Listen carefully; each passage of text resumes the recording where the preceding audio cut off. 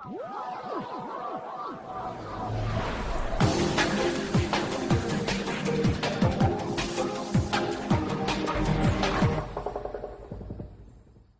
and welcome to episode 29 of Subplot A Course, a podcast discussing a new science fiction work on the second Tuesday of every month. I'm Stavros, and with me is someone who has his students refer to him in gender-ambiguous terms, Charlie. Say hi, Charlie. Yeah, sure. Thanks, Charlie. Charlie teaches math. They can't all be winners. I was talking about my joke. Hot take. Jesus. All right. Also with me is Vincent, who insists that the relationship between shared consciousnesses and the desire to annex territory is correlation and not causation. Say hi, Vincent. Charlie, you'll always be a winner to me. Don't listen to that Star Wars guy. All right. Vincent's an epidemiologist. Also with us is John, who is uncertain about the value of heat shields on spaceship engines. Say hi, John. Hey, absolutely, you should have one. I'm more certain now. Okay, good to The know. data's in. Have a heat shield for definitely. All right, John's a mechanical engineer. And finally, we're also joined by Adrian, who definitely knows how to pronounce all the words in this novel. Say hi, Adrian. We're not. I'm not enjoying the kind of like divided energy of this podcast already. But We're starting off well. Adrian teaches English literature.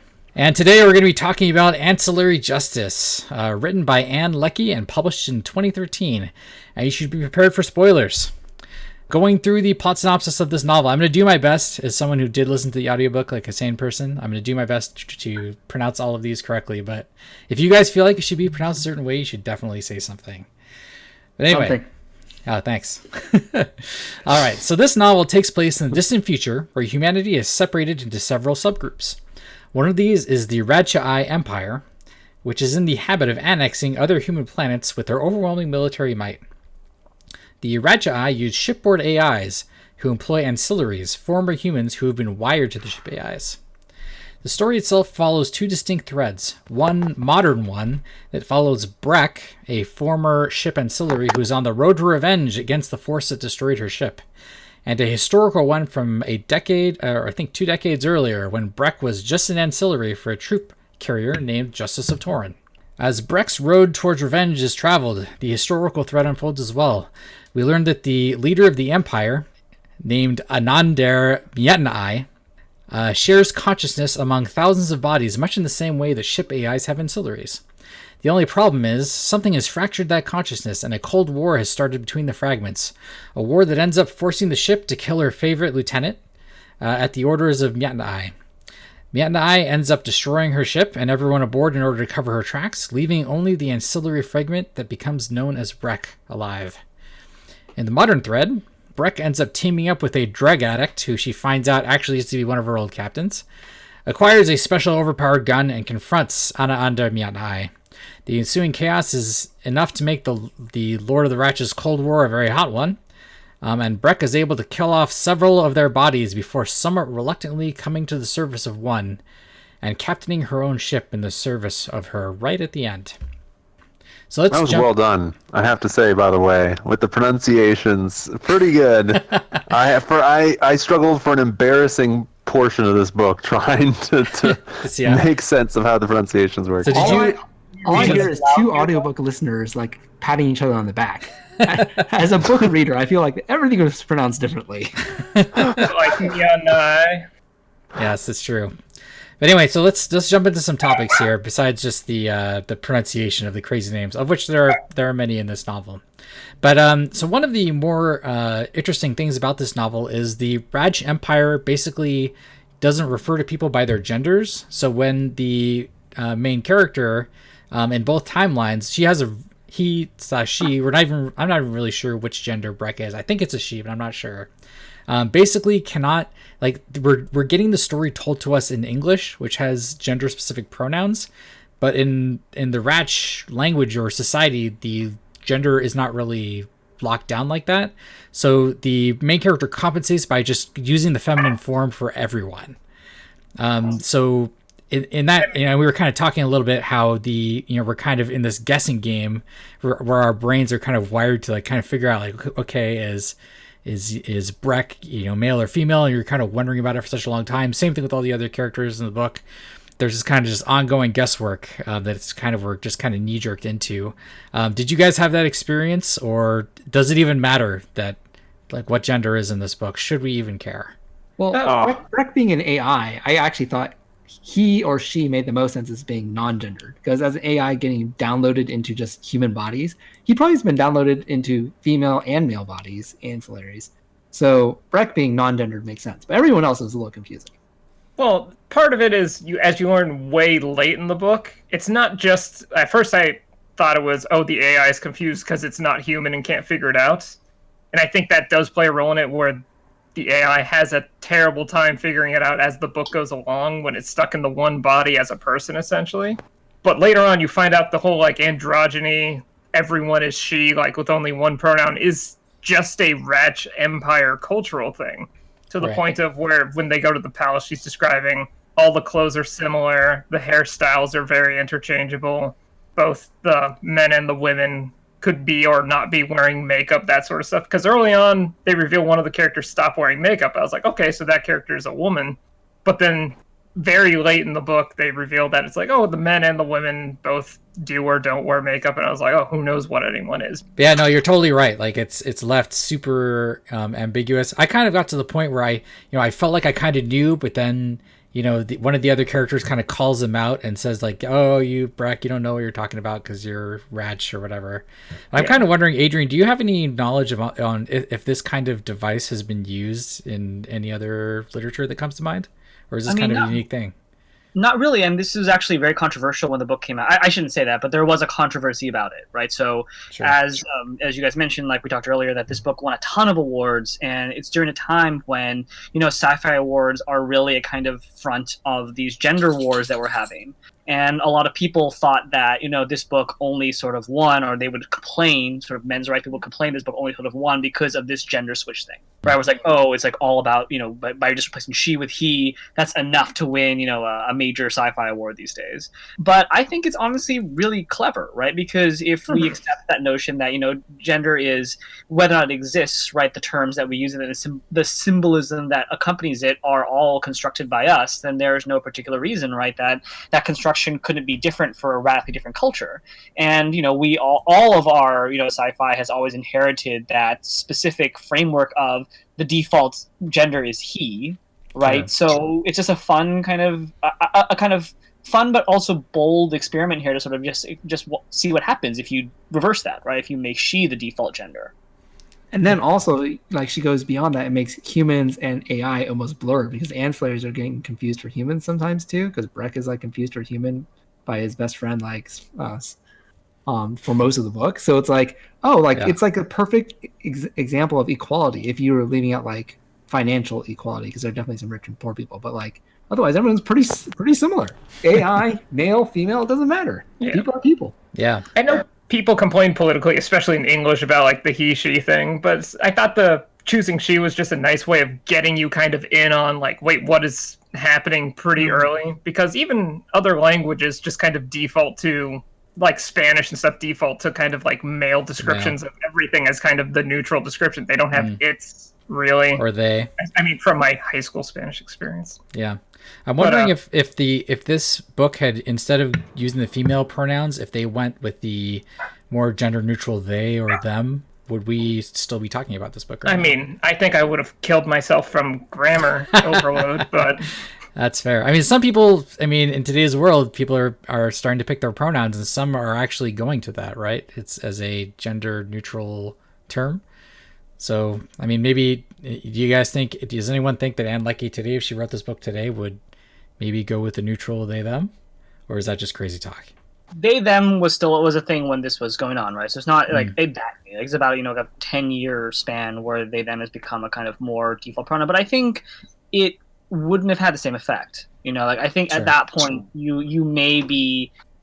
there's a risk at the very least that you're sort of trying to invoke a certain politics, which I don't necessarily agree with, right? But I think that they, them, just in general, right, is built off of a it's in the shadow of a he-she binary, right? And so you wouldn't necessarily think about defaulting to the they perhaps without that binary in place. So it's again like a nice thought experiment to be like, okay, what if we never had to worry about that binary at all? Like, what would that look like? Raadch society, apparently. I think there's also, sort of to maybe transition to the next topic here, like there's something really interesting about, like, I was just rereading parts of it, and that sense that, like, the Raadch Empire is there to protect a Dyson sphere that's in the center of the Raadch Empire, right? That the whole of the Empire is just a buffer to keep, like, a sphere of planets, like, pure, right? And that there's this kind of interesting shadow to that reading, which is that, all of these Raadch citizens, right, very few, if any, who ever have access to the purity of the Raadch Dyson sphere, right? Maybe the gender issue here is a sign of their lack of worth, right? That they are just there to essentially protect through their own territory something which they're never supposed to be able to attend to. Yeah, that's interesting. Just to sideline to Raadch society, since we're kind of talking about that right now already, but to me it sounded more like they wanted to expand the society in order to, like, grant everyone citizenship to kind of, like, bring order to the galaxy in a very, like, Empire and Star Wars kind of fashion, although maybe not explicitly evil like that. Did anyone else get that impression? Or, like, what was everyone's reactions to how the Raadch Empire was and operates? I think I thought about it more in the way that Adrian was describing. Like, the Empire was designed to protect, and we don't really know what's in it, but this Dyson sphere, this, like, some type of morsel of culture or society, maybe the purest form of what Raadch society used to be, maybe it's completely unrelated to all of what we believe Raadch society to be outside of it, because they've basically harnessed an entire society towards creating a protection for this the Dyson sphere, or whatever the Raadch homeworld, maybe. Not really hard. It's not really easy to see exactly what's in there or what they might be protecting. Yeah. But they've stripped away gender, but they've replaced it and maybe even elevated status as exceedingly important, like what house you're from, and your status in society is way more important than your gender. And I think that was an interesting way to play with it, I thought. Yeah, we're kind of getting to kind of old school, like old timey, like your house, which house you're from, and we were talking before the show, kind of Roman like. There's lots of families that are sort of at each other's throats. How do you guys feel about that? Does it seem too old timey, or was it kind of neat seeing that kind of resurgence? I always find that kind of neat. I think I was saying before, I hadn't figured out the Roman thing till Adrian mentioned it before the podcast, and I'm just like, oh, that makes total sense now that I think about it. But I think the T threw me off, and I was thinking very British, but some of the stuff where it's like, oh, you're from the right house, you can go do these things, felt very British. Like, I know I've seen documentaries where some of the Russian spies got into MI6 just because some guy was from the right family, and they just let him in unquestionably, even though he was blatantly like a communist spy. Because that's just like how much status and family and all that matter to them. It's like, oh, he's a good chap. Let him, Why can't I join MI6? It makes no sense. He was British. It wasn't that obvious. Can't cousin Vladimir join MI6? Wow. Are we all just going to do bad accents now? I feel like we're just going in that direction. And that's the rest of the podcast. You can skip to 50 minutes into the podcast if you want to skip all the Russian accents. We just made it to Australia. Oh my god. All right. Well, to bring it back to Roman society, though, there are even more components to that, where all the Raadch planets that they're annexing are basically getting their local gods injected into the Raadch pantheon, which is really just supporting this like old-timey, Roman like setup of this whole society. So kind of interesting for sure. But another definite thing to bring up here is this book, when talking about different, there's several different planets in the book and all that kind of stuff, but it's all human planets. Like the Raadch are humans, and the planet getting annexed is human, and there's Crazy Ice Planet where there are ice bridges that people fall off of. There are humans there too. So very human-centric book. There are aliens, but they're just kind of mentioned as a possible plot device, but humans only. There's other non-humans in the book. The Raadch destroyed them. Well, you hear about them through other conversations and stuff like that, but the plot proper that we have here, you never meet a non-human, right? besides the AIs, technically. I don't think so. We don't personally meet one, but we hear about, about it. Yeah, being caused by an aliens almost getting massacred. Yes. Mm-hmm. That's true. Yeah, because there's the that are like sadly almost destroyed by humanity, by the Raadch. But then on the other side, there's the Breq that it seems like are the level up from even the Raadch, where it's like they could destroy humanity if they wanted to, and maybe just like it's possible they're just playing with us and stuff like that. Is it just me, or did any of you think of the race as like a race of dogs because they're just like growling at us? Excuse me, it's per the audiobook. But it's 5 R's. Where are you getting you from? Where are you getting you from? It's 5 R's in a row. I'm just there was a British person speaking with rolling R's in this audiobook. Oh, just because you're British, they're right, huh, Stavros? Obviously, it's true. They go through a full paragraph talking about the pronunciation. Yeah, feels pretty legit. It was a drawn out R according to the book, and it was 5 R's written with no use. I think we have to defer to the English major on this one. I really think. I don't know, Adrian. I think you may have the deciding vote there. I'm just going off what the audiobook said, but what are your thoughts, Adrian? 5 R's in a row. How do you pronounce it? I was just gonna say, like, whatever the pronunciation is, I think they needed more Scrodes. Period. Yeah, I was gonna say we didn't run into any Scrode riders. But to take a step back, right? I think thinking about this topic compared to the Roman Empire, right? Like all of the drama that we have, from the Roman Empire is all about the Romans themselves, right? The fact that they are infighting amongst themselves, right? That we have interactions with alien peoples that are constant and sort of very dangerous threats to the supposedly sort of invincible armies of Rome, right? Rome, which largely sort of ran on these patronage houses, right? But at the end of the day, like Rome as a setting is largely focused on these weird internal conflicts that Rome pressed on itself, right? Through these massive civil wars. Yeah. So it kind of works to sort of have aliens present, right? Aliens sort of fearful, but at the same time to keep the action very centered on the people involved. That said, the other thing that kind of weirds me out a little bit is that the Breq, like the major alien threat here, kind of reminded me of the Ray from Old Man's War, right? Like that there's something in sort of sci-fi where there's like these just overwhelming alien powers that are just like at the outside of like a human sphere of influence. And I don't know, like something it's interesting that's something which is coming up more and more in our sci-fi today.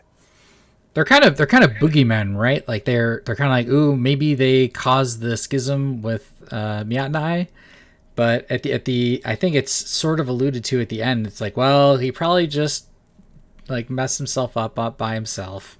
And it probably wasn't these alien boogeymen. It's a conspiracy theory. It's like a super high-tech race, and then the leader of your race suddenly has a mental breakdown in its technology. It's like it suddenly has a psychological schism. Yeah. It's like, did they cause it, or was the guy just was the fact that our leader is like generations old is that what caused him to go crazy? Like, I think we will never know.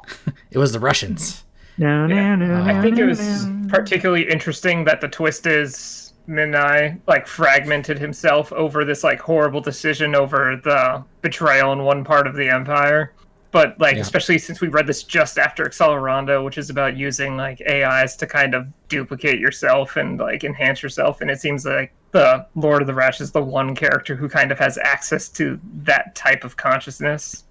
Definitely. I thought it was like it's human centric or humanoid centric, but it's basically the influence of this empire stretches and grows as far as it possibly can, killing other races or bringing them within Raadch conformance to their society.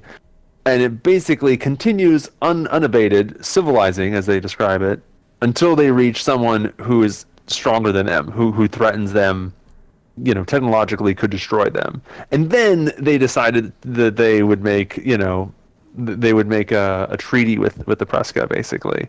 So basically, human society is superior and should civilize all, until, of course, we meet somebody who we think is more powerful than us. The Breq we're like, you kill any races that we deem significant, we will kill you. It's like, all right, fine. We're not having no more war. We're just killing ourselves. That's cool.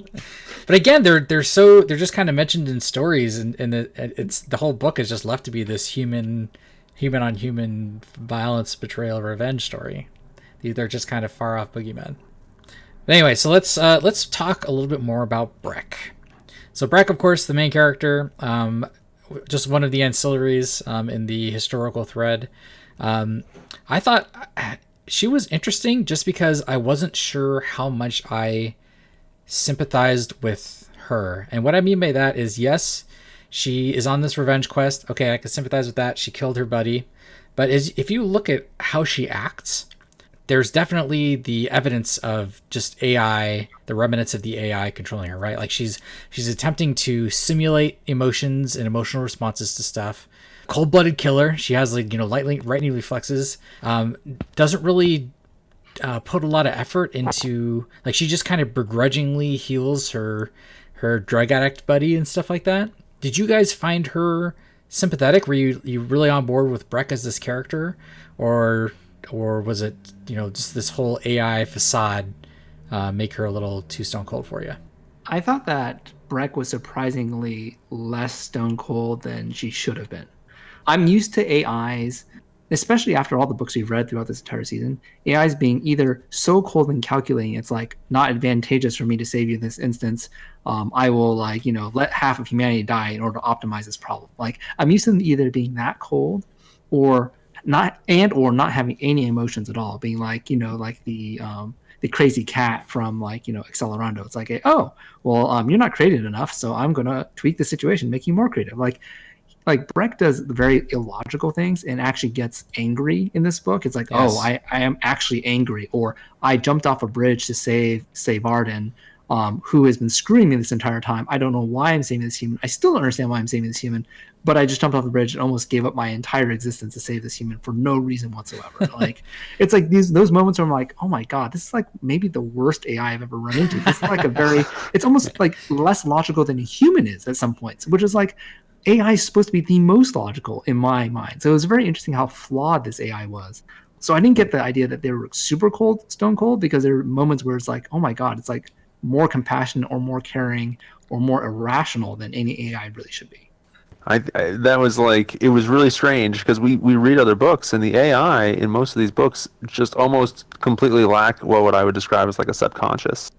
Like they're almost always aware of all their thoughts and reasons and why they feel they would do certain things. And I actually thought that Breq was highly unaware of the reasons why he or she was doing certain things, and sometimes they worked out to be advantageous and sometimes they did not. But does that make him or her? I'm still not sure what gender this ancillary was. But anyway, did that AI, make it's an AI? It's no him or her. It's like an AI remnant, though. I mean. Yeah, because if your brain was put in a male or female body, would you still be male or female? Like, the AI started out genderless, so it remains. That's fair.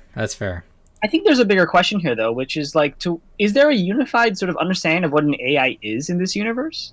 Or like, is there, what are the ways in which an AI is distinguishable from a human in terms of their internal monologues, in terms of their motivations and actions, beyond the fact that the AIs have all of these sort of network capabilities? Like, are we really even talking about AIs actually?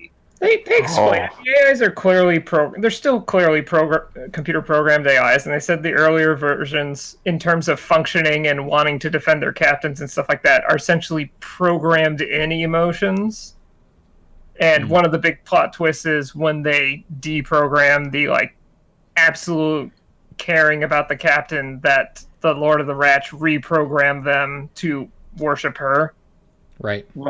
Yeah, but there's still some remnants of the care for the captain, which is why, when you, that's part of the whole twist of the book, is Justice of Torn still is at the command of the Lord of the Raadch, but the unit that was with Lieutenant On the whole time goes absolutely sane after having to kill the lieutenant.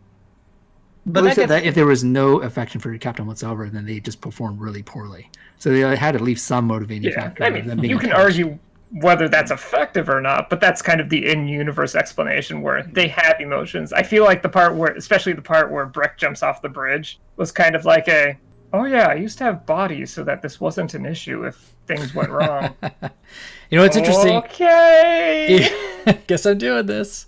But it's funny. Yeah, exactly.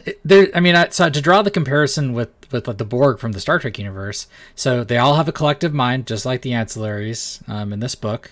But when you shut them off from the Borg collective in Star Trek, they kind of retain some of their individuality. Whereas here, the ancillaries and the AIs become one from the moment they're synced up. Well, the ancillaries are corpses. They're dead people.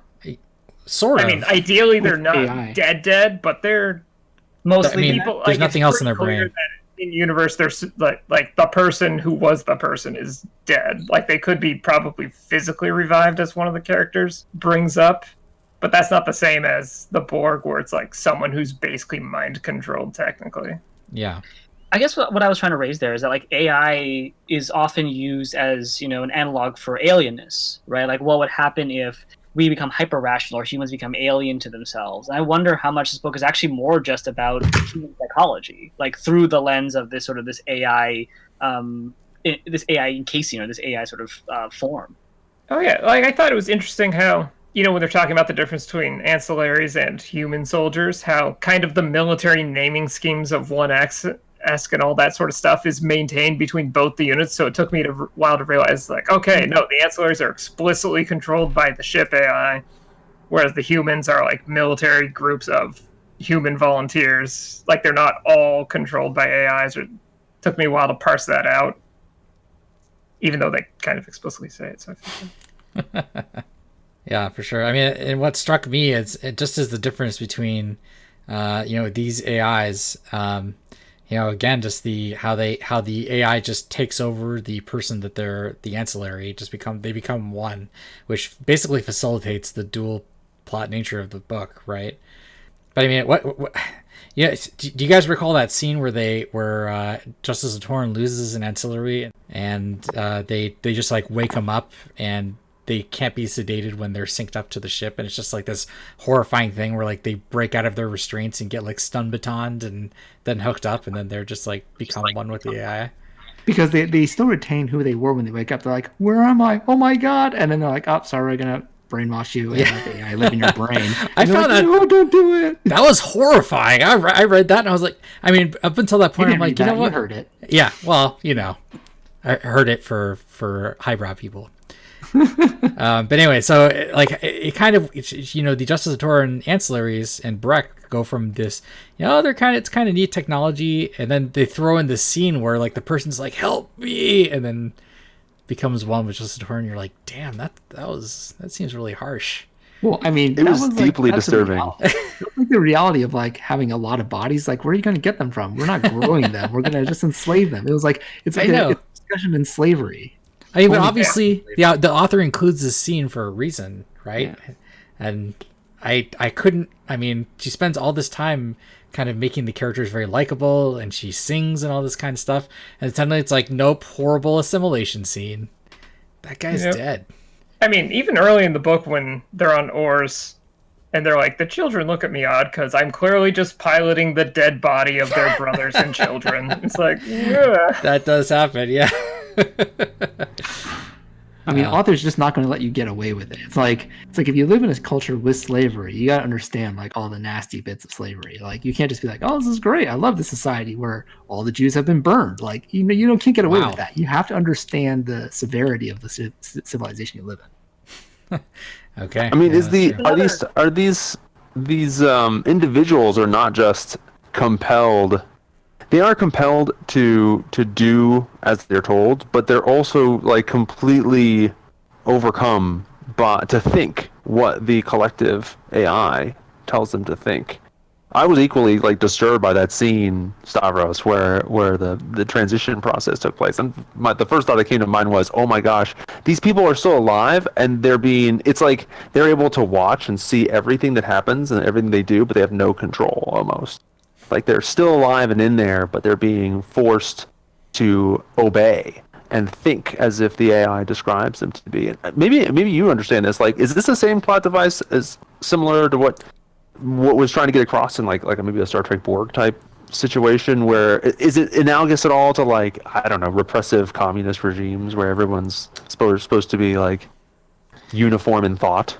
My impression was that, unlike, like we were saying before, unlike the Borg where the individual is still kind of buried in there somewhere, this one, they just take the person, they wake them up, and they're like, guess what? You're about to become part of the AI. And then the second they're hooked up, that person is dead.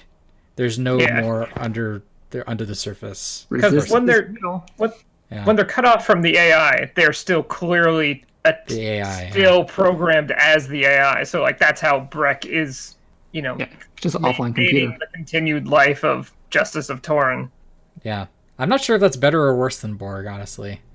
It reminds me again a bit of Old Man's War, right? Where like they also have that same brain transfers technology, right? Where they take these people who have lived full lives and they move their brains into healthy genetically enhanced bodies, but sort of like in reverse here, right? Where like the whole idea is like how do you wage war against aliens, against beings who do not have the same physiology, right? Because so much of our sense of warfare is predicated on fighting people who are similar to us. And this is kind of like an extremely efficient way to fight a war, right? Like you're going to go and you harvest the bodies of the people that you annex, you turn them into your own soldiers, you equip them with these like powerful shields and powerful guns, and you sort of send them out, right? And I think that's the kind of question at the heart of like this Borg comparison, right? Which is like is this a better way to do things than the Borg are, right? Like is this a better way to fight a war? Use your enemies as opposed to constantly risking your own soldiers. Like, I mean, there's a whole, a lot of the early parts of the book sort of juxtapose, human soldiers versus the ancillaries, and the conquered people tend to prefer the ancillary, right, over the humans. Even though one would hope that the humans would be sort of more merciful, the social structures that those humans exist in would not support that. Yeah, because I mean they justify it in the beginning by saying, well, the humans they raped us, and ancillaries don't rape us and do other horrible things. That's true. There are some pros for sure. It sounds like you have on one side, the humans commit war crimes and stuff like that, but on the other side, whenever a command is given, the AI has no mercy. It just does it. Yeah. Yeah, for all the pros and cons. Yeah, but the AI is commanded by humans, so in the end, it's still humans messing up. Well, yes. but to bring it back to Breq and how sympathetic she is, I mean, again, Breq is still Justice of Torin at the end of the book. The ship is still Breq. There is no, I mean, there are some she's played some human-like things, like she has the whole reason why she's on this revenge quest is she had that favorite lieutenant. I keep on wanting to say lieutenant because my book was written by the British or read by the British person, so I keep on thinking lieutenant. But yes, lieutenant. Lieutenant Holland. British obsession, Stavros. But no, so there are certain things that make her likable. Like she wants to get revenge because of this unjustly murdered lieutenant. But is she a likable character? Like she just so much of it. Even the revenge is so like calculated. And all her emotions are simulated except for some tiny hints of anger. Is she likable? I mean, in my opinion, even though it's an AI trying to blend into, quote, being human or something like that, that idea of being kind of stuck in a situation that you were never meant for, I found incredibly sympathetic. So yeah, maybe the character itself is not quite human, but I found it being in that situation incredibly humanizing. Yeah. It's an AI who embarks on revenge for a human that it used to like and not love. It's like, oh, that's kind of nice. It's kind of like a revenge love story, except that you made an AI the main character, and I thought that was nice.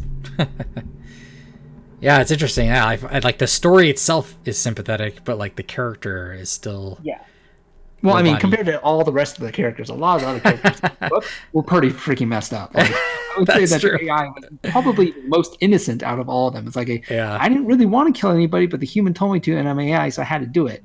It's like, and then it's like, oh, and you killed my friend, so now I want to fight you back. It's like, oh, at least I can understand those motives. Everyone else is like, I'm crazy, my brain is split in two, or I'm a drug addict and I steal things for fun. It's like, oh my god, like everyone else is kind of a douchebag. Yeah. Well, I mean, it's until the end, it's like a pretty darn small cast throughout the book. Like, there's a couple characters she runs into on Milt, right, the snow planet thing, right? That she runs into, but for the most part, it seems it keeps pretty tight. Yeah. Okay. Yeah, I mean, I don't think she's sympathetic. I do think that she's interesting and that she is a useful character to bring people into this world.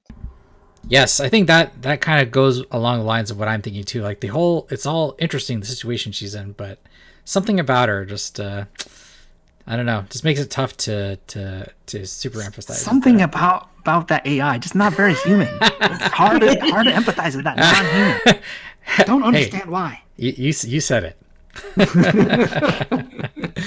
Okay. So actually, I want to. Oh, go ahead, Charlie. Here, just because I thought just the idea of Justice of Torn going from being this like almost like observer of everything to being an actor. I just found that like concept interesting, and like the way they personified that as an AI, not meant to be a person interacting all these political events, and then kind of thrust into it by the grand situation that was forced upon it. Yes, yeah, that actually I noticed that too a lot in the historical one.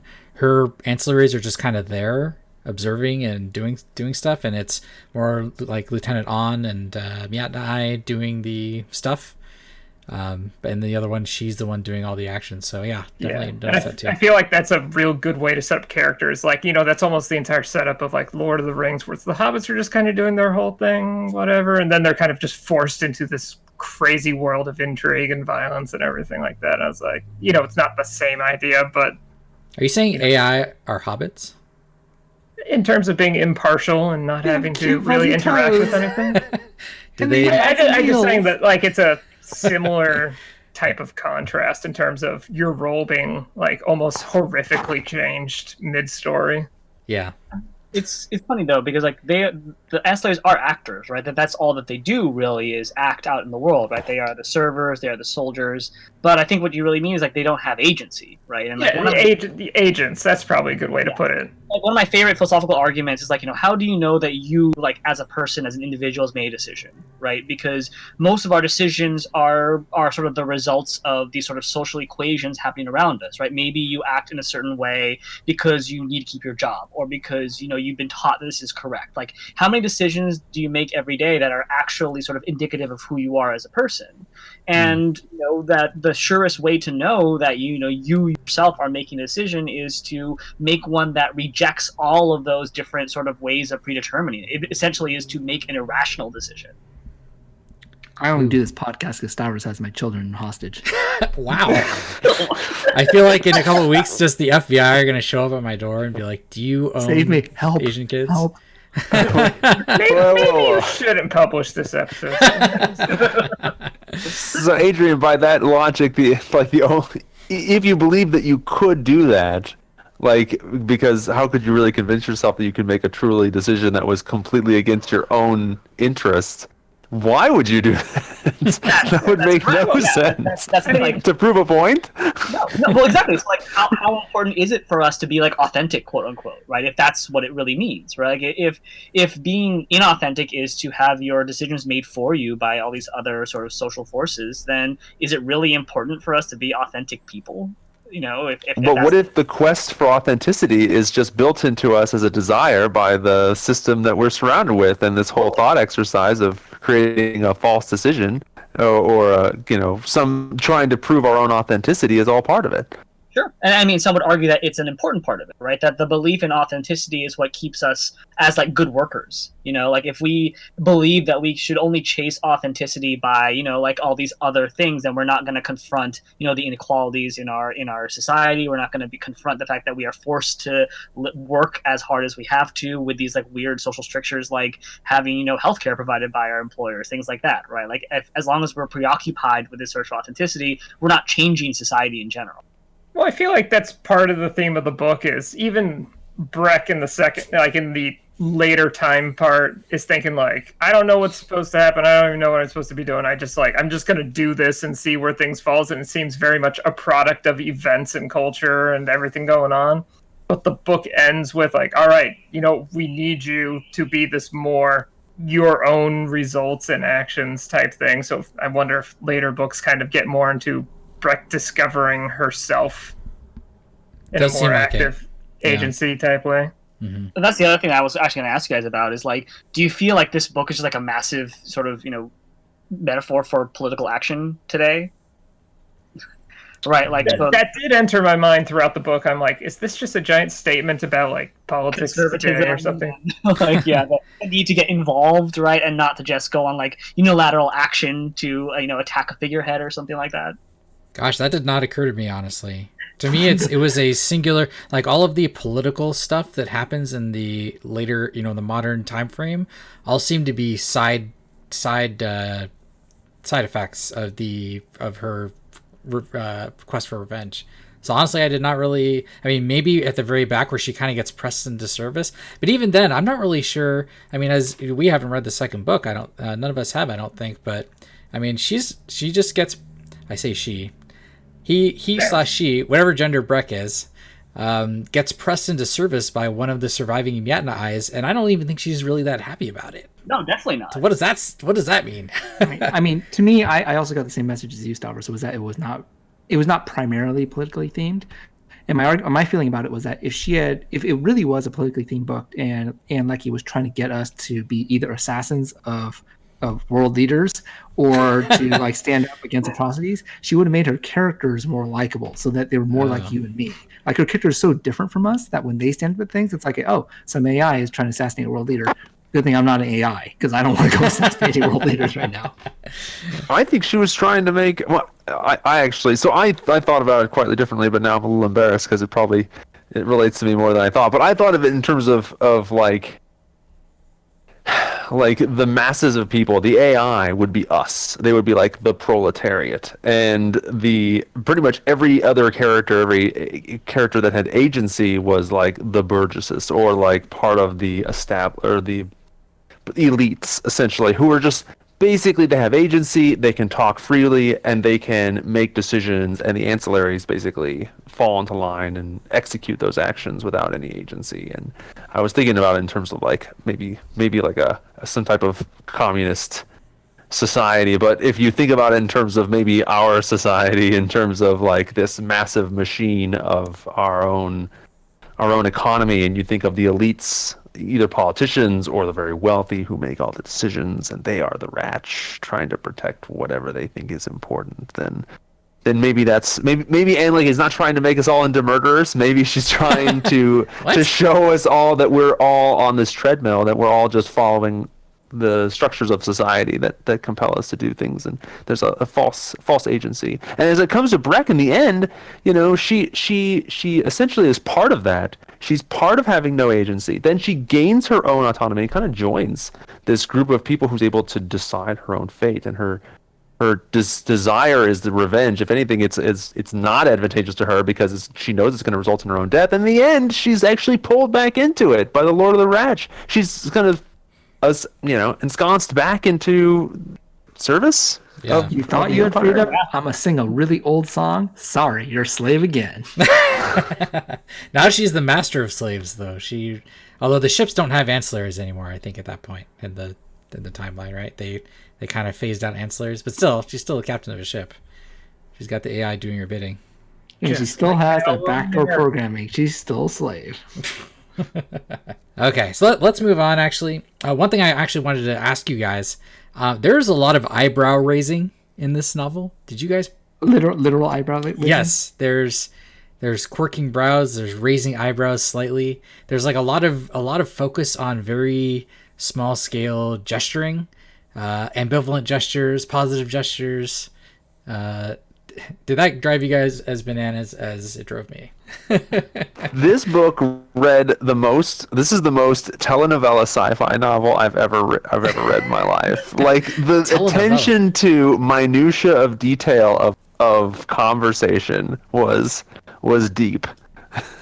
It was very deep. I felt like every 2 seconds, like if I was imagining watching this book instead of reading this book, it would be like, focus in on the face, the eyebrow raises, the lips purse. Okay. Wow. But no, I can see there is a part where the station AI is watching Breq, and so there I kind of got it. You know, these small facial movements and whatever were relevant. But I mean, that is pervasive in this book, where I kind of want to, Control F and find how many times raising of eyebrows is done. It's got to be in the dozens. I mean, just the number of times it mentions Savardin has his arms folded because he's not wearing gloves for like this 100-page length of the book, and he nodded with his arms still folded. Nobody wants to see your nasty little fingers. Put on a glove. Oh my god! You offend me with your fingernails. All right, I just wanted to see if you guys were as driven as crazy as I was. I'm glad to say I'm not totally alone. Thank you. I think, in terms of these separate gestures throughout, like I am a quarter Italian, I gesture all the time. and it's hilarious. But so I didn't mind it for like conversations, but when it did mention "and his arms are folded" in like the exact same way about 50 times in 20 pages, I was like, I get it. Fans. Definitely a little quirk of her writing for sure. Hey, Adrian, is there any like? Can you give us some context? Are we just crazy, or is this writing style was unique?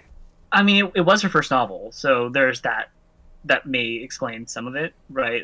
That notion that novels are supposed to be minimalist objects, right? Like you only convey as much information as you need to get your idea across, as opposed to like short stories where it's maximalist. You're trying to convey as much information as possible, right?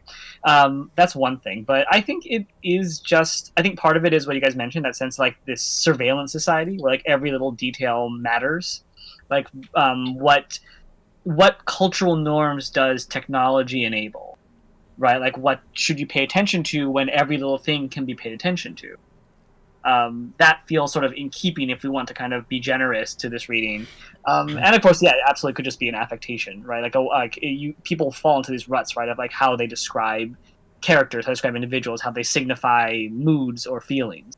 Yeah, that's fair. I think it's tough to know without having more experience with her writing. I'm curious why it bothered you so much, though. All of it. Because of a unibrow, I'm calling it out. It's wow. Insecurity about the eyebrows. It's just a lot of eyebrow raising. That's all I want to say. I kind of liked it. I mean, as opposed to the other book, which felt like a significant amount of narration, this was really inner focused on the character's viewpoint. If anything, I thought to a very large degree, I felt almost inside Breq's head. And so to interpret events around her, you really had to. She was focusing on the minutiae and detail to understand people and what they meant and what they were feeling, what they were going to do, and I felt in that with her. I mean, this is a book about subtext in a day, right? Like the one overaction in the whole book, right, which is destroy a society that has somehow obtained weapons that are threats to the Empire, right? That's like this. It creates an existential crisis in the Empire, right? This is a society that's supposed to be predicated on minute gestures. So, kind of a line. Mm-hmm. Yeah. I mean, just the fact that she is an AI whose job it was to monitor like all these biostats, as well as read gestures and breathing patterns and all that stuff. Like that seeping into how she acts as a person and monitors people, monitors her own stuff. Like I thought built the character and the world really, really well. I found it so ironic that the AI, like their major superpower was not like computation or something like typically AI. It was more like I can study human patterns. I can know their emotions, but I'm terrible at smiling myself. Like I cannot use that power for myself. I can understand what you're thinking, but there's no way I can make you happy with my smile. Everyone's like, stop smiling. You're creeping me out. It's like, that's great. Damn it. Mess it up again. That's true. It analyzes the data. It does not learn how to use the data in that way anyway. Yeah, that was funny. Yeah. Okay, so let's move on to a fun little contest segment. So we've done this before lots of times. We're going to each come up with our own answers to the question and then vote and see whose answer is the best. And of course, the question is, if you had ancillaries, what would you use them for? Please try to keep it PG-13 or better. just putting that out there. or better. Answers are gone. So I'm gonna go first. Honestly, I don't have a very crazy answer to this. As a person who commutes and has a full-time job and a lot of other responsibilities, I need to be able to multitask. But not only that, not just for productive stuff. I want to be able to screw around and do work as much as possible simultaneously. So I need one of me to go to work. I need one of me to finish playing Control and Borderlands 3. I need one of me to put together some podcast notes. I need another one of me to take my dog to the dog park. There's a lot of stuff in my life that needs doing, and not all of it can be done at once. All of that needs to be handled by my ancillaries, which is all controlled by my central AI brain. So I'm going with screw around and do all work, all life stuff by my ancillaries. Let's go to Vincent. You have ancillaries. What do you do with them? I wasn't really ready, but wasn't there a Keaton movie that just basically described what you just said? I am Michael Keaton. What, Multiplicity? Multiplicity. Yeah. I would be living that movie. Hopefully with better clones. Actually, I'll take. Go ahead. Wait, do we have ancillaries, or are we like Mia and I, where we just have clones of ourselves that we can like hang out with? Ancillaries specifically, although they're pretty similar. So yeah, if you want to go either route, either one's fine. There's lots of reflexive stuff in the book I liked. Anyway, I can talk about it at the end. Yes. Go ahead, Vincent. All right, so if I had to choose and I had ancillaries, so ancillaries naturally lend themselves to everyone being on the same page and creating the perfect team, because you're not going to argue with yourself because you're all of one mind. So I would say that probably the least ambitious thing that I could possibly do is make a pro gaming team, because I would always be focused on the objective, or I'd be all my team players would know exactly what was going on at all times. Okay. I like that. Mainly because I'm terrible at physical sports. Like, I was thinking, I could do a football team, but all of my characters would just get sacked all the time, and they would like, break arms and bones. It has to be something very like for. Gotta be like an esports team. Like esports. It's gotta be esports. Yeah. There you go. I like that. Good answer. Charlie, do you have your answer? So, well, I mean, the obvious answer is do multiple stuff at the same time. Like, send one of me off to like do research, like just for teaching classes where occasionally you get caught up on something and just like there could be one of you just looking up stuff in the background. Well, you could like run for president and like tell yourself all the things at the same time while you're out on the stage. No, just make enough ancillaries and vote for yourself. But that's not my answer. My answer is just to be a little more creative. Like, I was just like, well, if there was like a bunch of people, like what crazy 17-armed tined fire upon the deep crazy crap could I do with like 17 of me all at once and be like a super person with I don't even know what would happen. I haven't written that book yet. Die. So you're Ancillary Scroad Riders. So you're saying I build myself a Scroad and then plug myself in and be super smart. Are you really going with build yourself a Scroad? No. I'm going with be a Tine, like have 17 versions of me that could A, split up, but also B, could like form up into like this new super multi-human thing. Okay, so become like a... Okay, got it. You're a Tine from Fire Upon the Deep. Got it. Yes. Okay. How about you, John? You have ancillaries. How do you use them? Oh, you've thrust upon me something I don't want. So these ancillaries are basically like mind-controlled dead human beings. So, yes. Well, first of all, you've thrust a terrible ethical situation upon me. So now I feel. So now I have ancillaries. I feel really awful. What do you do with your So now that you've made me feel terrible, I think to rectify my ethical situation, I'm going to. Well, you can't because I've destroyed them already. They're dead. They're dead. There is no freeing. So I guess I would use them to free oppressed people. I guess I would send them off to help oppressed people, perhaps preventing more ancillaries from being created. I guess, kind of, maybe, sort of.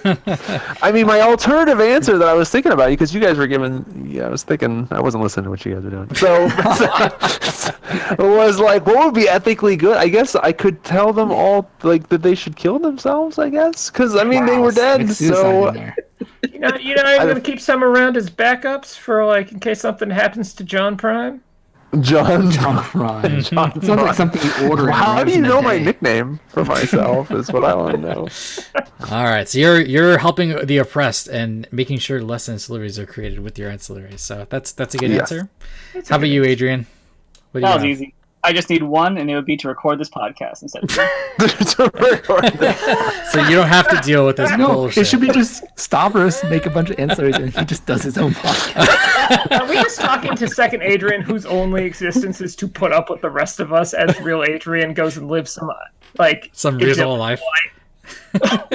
Yeah, you have been different for a while, Adrian. You've been different. Oh my god. Okay, I like that one too. So let's Adrian 2-esque. So let's vote. I can see his eyebrow raising right now over the podcast. All right, let's do some voting. Vincent, I really wanted to go with the esports team, but honestly, anything that helps us get together to record this stupid show, would help me out. So I'm going with Adrian's answer of podcast recording ancillary Adrian. So let's go to you, Vincent. Which one do you vote for? You cannot vote for your own. Oh yeah, no. I was what your option was you just want someone to do stuff for you? Like you basically want to be just like So let me actually review my answers. So there's my answer. Basically do everything in my life I don't have time for and therefore get everything done. Your answer, Vincent, was the pro esports gaming team. Charlie just wants to be a Tyne from A Fire Upon the Deep. John wants to. He just wants to be a Tyne. I just want to know what there is. Put a bunch of people together, create a super person all at once who's super coordinated and has the mind of 17 people all at once. Sounds amazing. That's right. Dog. Okay, got it. John wants to help the oppressed and make sure less ancillaries are created, and Adrian wants to reliably show up for recording the show. Reliably. I like how that's what you think.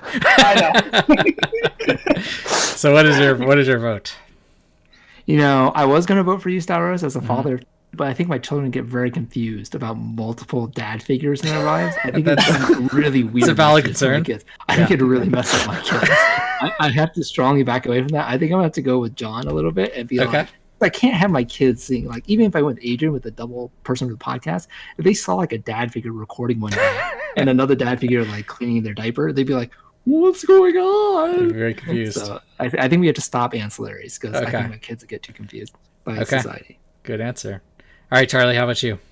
I mean, I have to go with Adrian, which is put out like a Charlie 2 and have him interact with you guys so that I never have to be consciously aware of any of this ever again. So. Wow, that's the exact opposite of what Star Wars' vote was. Star Wars like, I want us to get together more. And Charlie's like, I don't want to see you. So I'm going to clone in my place. It's the same result. It's the same answer.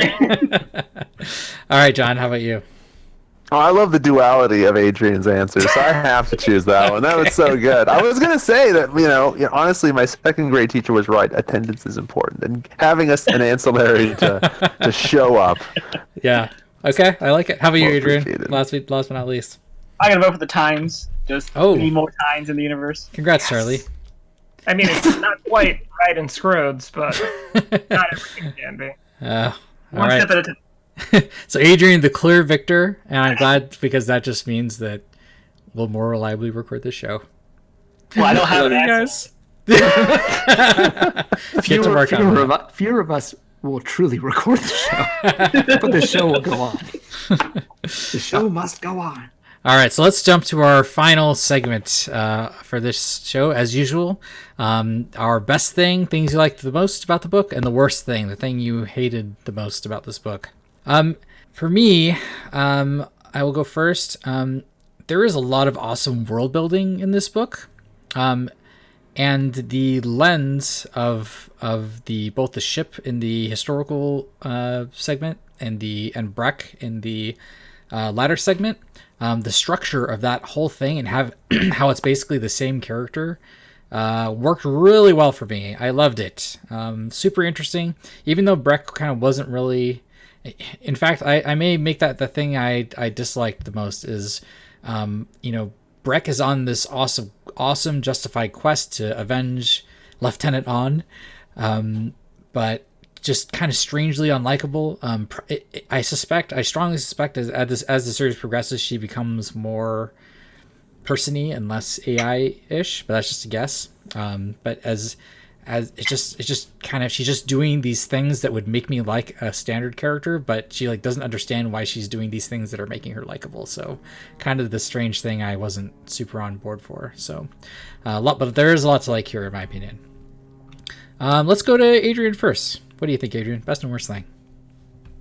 I agree with you about the world building. I think just the conceit of this sort of networked mind really works, and it's like a book that really does a good job with its details and its systems, right? Like the thing which I disliked, it's very odd to me, and I can't really pinpoint why I dislike this, that this book can kind of be summarized in 4 sentences. Or less, I guess, maybe. Or for all of that, the complexity of, having multiple minds, of all of this kind of local complexity, it's a fairly simple story on a grand scale, right? It is a very simple revenge narrative. And I don't know, in that sense, something about that just rubs me the wrong way. I feel like the story deserves more than just the basic movement towards revenge and resolution. Hey, Adrian, I think you're calling out Stavros. He should have done a better job with the synopsis in the beginning. 4 sentences or less. I should have made it more efficient. A valid critique. Okay. How about you, Charlie?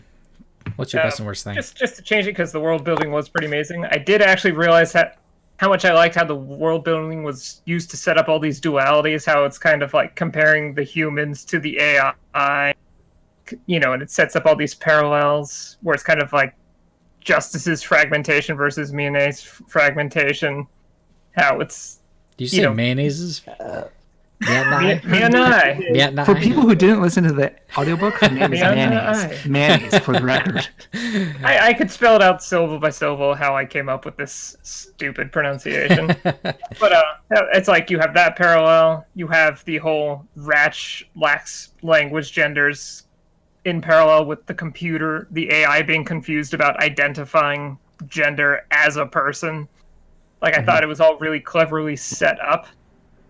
I would say my one issue was probably similar to Adrian's, where around like a third into the book, I was kind of like, oh no, we're just reading like part 1 of some, I hope this ends up picked up for a trilogy type thing. Right. And I found it a lot more satisfying than I thought I would with it being that, but in the end it's kind of disappointing that it still feels a little like it's trying to fit into the theme of we're going to set up a series type deal. Yeah. Yeah, I can definitely see that. And I think and where you can tell, say something like this, which has lots of detail and cool characters and ideas and stuff, compared to what we just read, which was just like page upon page of density upon density upon density. Like, this felt like a little maybe too light after that, but maybe that's just like my perspective being skewed, reading one after the other with some similar ideas. Yeah. Indeed. Okay. Cool. Let's go to John. What do you think, John? Oh, man, I liked the it came across a little bit slow at first, but I appreciated the writing perspective, where we were forced to not know very many things because the main character knew so little. Focusing on such an immediate perspective of Breq and from their point of view, I really enjoyed that part of the book, and it made me feel like I was really in it, in the story. So I liked that. I mean, I haven't really felt so close to the detail and the minutiae I've ever seen as far back as like maybe Solaris. So it was good. It was really good. I really disliked Syverden as a story character. It was constantly distracting because I didn't like them as a character.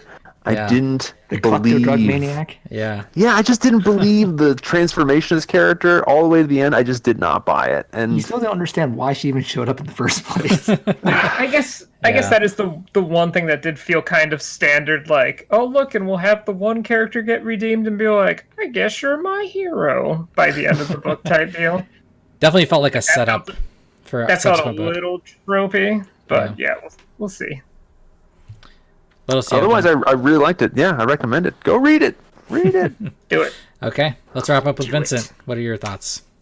So best part about the book was I feel Anne Leckie's take on artificial intelligence. In so many books, artificial intelligence is super overpowered. It's like, we hit the technological singularity. They're smarter than us. They replace us. They kill us. There's nothing we can do. AI is just better than us at everything.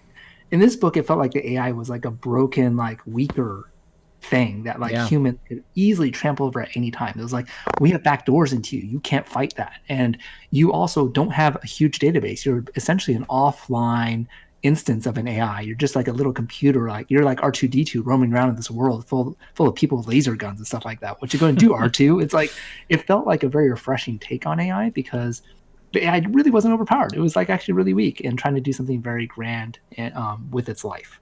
I mean, Breq did fall from a did have a 3-kilometer fall and was like, yep, there should be a pipe down here, and I'm just gonna stop myself by crushing my like. It didn't stop Luke. It did not stop Luke from falling off a Cloud City right into a pipe. I think there's something else. Roughly equivalent. Yeah, that's true. Yes. So the Force is equivalent to AI intelligence. I don't know. It's an overused trope, falling into pipes. That's all I can say. I think the worst part of the book for me, I'm not sure that I really enjoyed how many kind of unresolved plot lines there were there. Like, John, like when Savardin appears in the snow, and then everyone's like, yeah, no, 1,000 years later, it's like, oh yeah, random. We don't understand. This person really is a bystander. Or, we have this gun, which is unscannable, invisible, shoots through any shields, and that is like the holy grail of this book. You find that gun, and you can solve all the problems by creating a civil war. It was like is this like Arthur's sword? Is this Excalibur? Like, where did this gun come from, and why is it such a Deus Ex Machina kind of thing? Like, you get it and you win. Like, there's some things where... Don't they say it's probably Presker weapon? Yeah, they say it's probably a Presker weapon, but if it's a Presker weapon, why aren't there like 50 of them? It's like a pistol. I mean, don't they mass produce pistols? Like, you would imagine that. Like, there'd be like 4 billion of those things lying around. Like, what about like the mecha, like the invisible mecha? Yeah, that's the thing that would be like a holy grail. But a pistol with infinite bullets, like there were a couple of things that kind of rubbed me the wrong way. But maybe a sequel will resolve all that. Yeah, I think that definitely is. Well, I shouldn't say definitely because I haven't read them, but I mean that's definitely it seems like the kind of thing that would get attacked in a sequel for sure. Definitely. Definitely, almost, perhaps, one of those. And with that strong conclusion, I think we're going to wrap up this episode because we're out of time. So if you have any feedback or suggestions on books we should read and discuss, you can reach us at subplotofcourse@gmail.com or on Twitter at @subplotpodcast. And with this episode, we're actually wrapping up this season of Subplot of Course. We're going to take a few months off. And hopefully we'll be back with some more episodes in 2020. So for 2019, say goodbye, everybody. My ancillary will be back next season. Don't worry.